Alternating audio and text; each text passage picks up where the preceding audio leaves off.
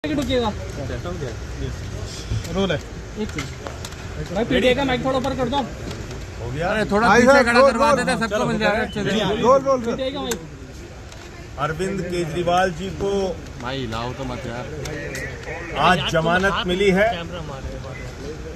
और ये जमानत इस बात का संदेश है कि देश के अंदर न्याय व्यवस्था कायम है। एक झूठा, बेबुनियाद, फर्जी तथ्यों के आधार पर केजरीवाल और आम आदमी पार्टी की राजनीति को खत्म करने के लिए जो मामला बनाया गया था, भारतीय जनता पार्टी के द्वारा बनाया गया था, बीजेपी की सरकार के द्वारा बनाया गया था, आज उस अभियान पर, उस मुहिम पर, उस गंदी साजिश पर न्यायपालिका का तमाचा पड़ा है। ये सत्य की विजय है। हम बार बार कहते हैं कि ये तथाकथित शराब घोटाला, इसका न सिर है न पांव है। ये झूठ की बुनियाद पे तैयार किया गया है। इस पे न कोई तथ्य है न प्रमाण है। ये झूठ की बुनियाद पे तैयार किया गया है। और आज जो फैसला आया है, इससे न्यायपालिका के प्रति लोगों के मन में आस्था और विश्वास और मजबूत होगा। आज जो फैसला आया है, इससे देश के लोगों में खुशी की लहर है, दिल्ली के लोगों में खुशी की लहर है। आम आदमी पार्टी का एक एक कार्यकर्ता इस फैसले से उत्साहित है। अभी मैं केजरीवाल जी के परिवार से मिला। उनका परिवार, उनके बच्चे इस फैसले से बहुत खुश हैं। हम सब लोग आनंदित हैं। ये हम सब के लिए बहुत बड़ी जीत है, बहुत बड़ी विजय है और भारतीय जनता पार्टी के मुंह पर जोरदार तमाचा है।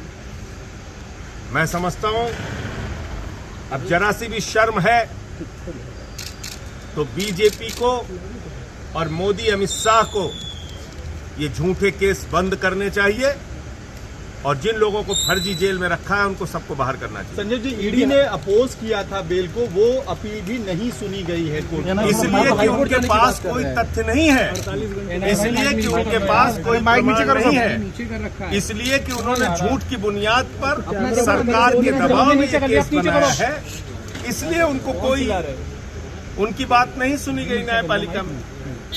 तो यही मैं कह रहा हूं कि ये सिर्फ और सिर्फ इस पूरे मुकदमे का मकसद था अरविंद केजरीवाल की राजनीति को खत्म करना, आम आदमी पार्टी की राजनीति को खत्म करना, आम आदमी पार्टी को क्रश करना, बर्बाद करना। ये मकसद था बीजेपी हाईकोर्ट जाने की बात है। और मुझे लगता है कि वो न्यायपालिका की लड़ाई है, उसके लिए हम लोग भी तैयार हैं। और कोई भी न्यायपालिका से जब एक जमानत मिली है, तो मैंने तो आज तक कभी ऐसा नहीं सुना कि आनंद फानन में आप जाके कहीं उसको ऊपर से उस जमानत के खिलाफ कुछ कर पाए। सर, चुनाव के ठीक पहले उनको गिरफ्तार किया गया था, तब स्पेशल सर्कमस्टेंसेस में बेल दी गई और अब चुनाव के बाद उस वक्त भी मकसद यही था, चुनाव प्रचार से केजरीवाल को रोकना। उस वक्त भी मकसद यही था, आम आदमी पार्टी को हराना और आम आदमी पार्टी को खत्म करना। तो इसलिए मैं कह रहा हूं कि ये मुकदमा ही पूरा झूठ की बुनियाद पे, झूठे तथ्यों के आधार पे, फर्जी तरीके से मामला बनाया गया है और एक एक आदमी को पकड़ के जेल में डाला। आप लोग ये भी कहते रहे हैं कि सारी गिरफ्तारियां चुनाव के लिए की जा रही थी। अब आपकी बात तो देता है कि चुनाव हो गए हैं तो गिरफ्तार। भाई ये तो साफ दिख रहा है ना, आप देखिए ना कि चुनाव संपन्न हो गया, चुनाव खत्म हो गया। अब दूध का दूध, पानी का पानी होगा। न्यायपालिका भी तो चीजों को देख रही है। न्यायपालिका भी तो देख रही है कि कैसे झूठे मामले बनाए गए हैं पूरी तरीके से। बीजेपी देखिए,